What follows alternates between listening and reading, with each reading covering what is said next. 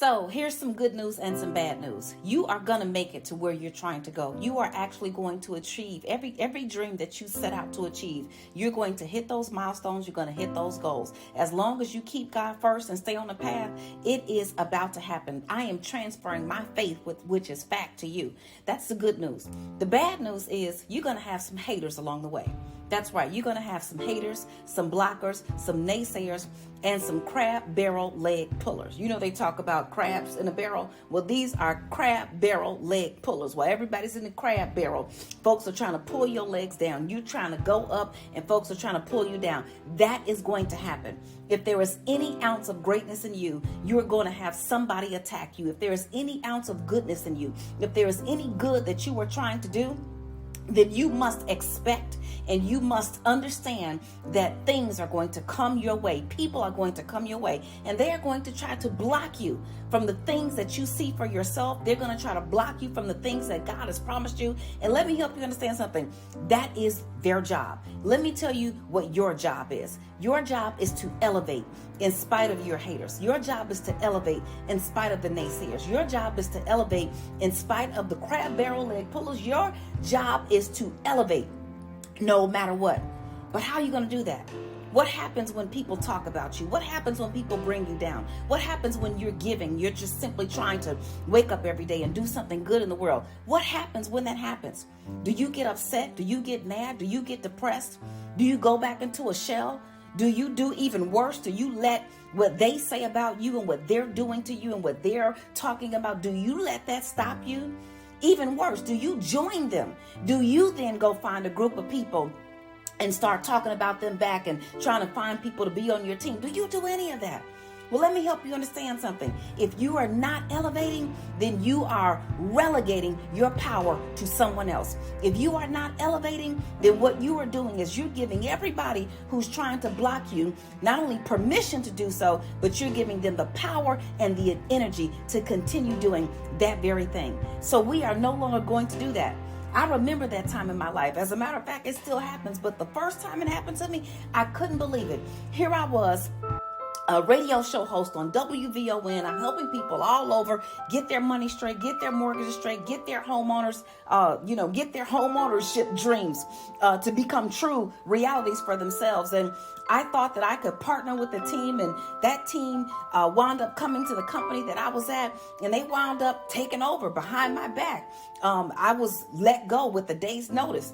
They even further tried to tear me down by keeping my phone number. My phone number used to have my name in it. And because my phone number had my name in it, they knew people were going to dial that number. And they argued that that was their phone number because the company had paid for it and so on and so forth. Well, anyway, honey, they got the phone number that didn't work. I got a new phone number and it's still working. So what I'm going to say to you, and even to this day, I said to my friends and my colleagues and the people who were rallying for me, I said, listen, what you have to do is pray for those people, because when people try to take you down, when people laugh at your demise, when people actually start to celebrate, they started to celebrate when I was at my lowest point. When people start to celebrate, when you go down, then what you need to do is pray for them, because no weapon formed against you shall prosper. No weapon that laughs at you shall prosper. No weapon that is set up to set you up is going to prosper. And so what you have to understand and you have to know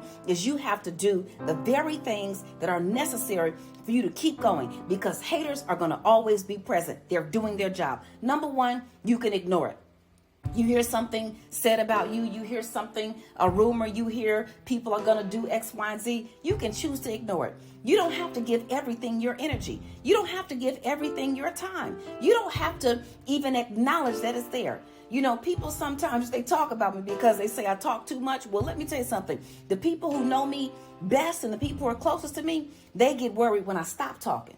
You see, when you stop talking, when you cut off communication, when you keep moving as if nothing is there, then you can keep on going and keep on striving, keep on thriving. Now, that does not mean that you do so with an attitude, because if you do it with an attitude, then technically they are still impacting you, because every time they come around, then your energy goes down. Every time you see them, you get mad. Every time that someone mentions their name, you get a bit of anxiety. No, ignore means it is not even there. It's not present.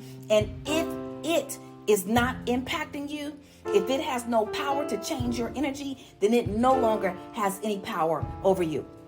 So the first thing you want to try to do, if you can, is ignore. But sometimes that's just not possible. Sometimes it's just not possible.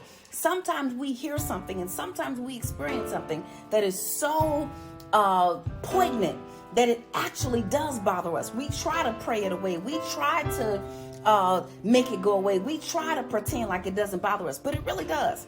So the next thing I want to tell you to do when haters come your way, acknowledge it. You know, one of the best things you can do when someone tries to demean you or tear you down. I remember people coming up to me saying things that just, weren't the appropriate thing to say.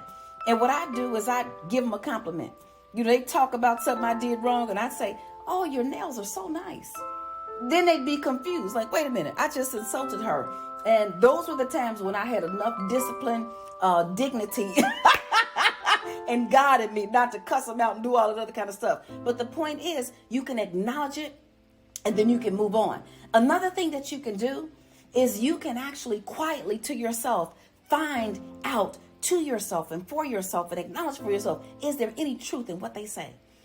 She's not really as professional as she should be. Oh, you know what? When she comes out, she's not dressed apart. Or when this happens, such and such happens. Is there any truth in it? Because if there's any truth in it, then perhaps there's something that you can learn from it. I always say when something comes at you and you don't feel right about it, learn the lesson so you can get the blessing. Learn the lesson so you can get the blessing. I was watching The Crown, I think it's season 2, episode 8. And in this episode, Queen Elizabeth meets Jacqueline Onassis Kennedy, who was then the First Lady of the United States of America. And Queen Elizabeth had been reigning for so many years. And so here comes Jacqueline Kennedy Onassis. And Queen Elizabeth had heard that she was, smart and she was savvy and she was sophisticated.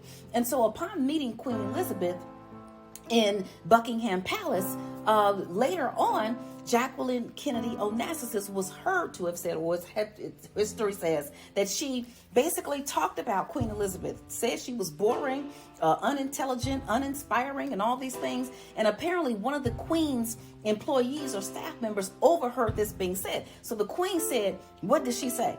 And the staff member didn't really want to say, and the Queen was like, "Let me tell you something. Now, there are times in your life when you want to know what they said.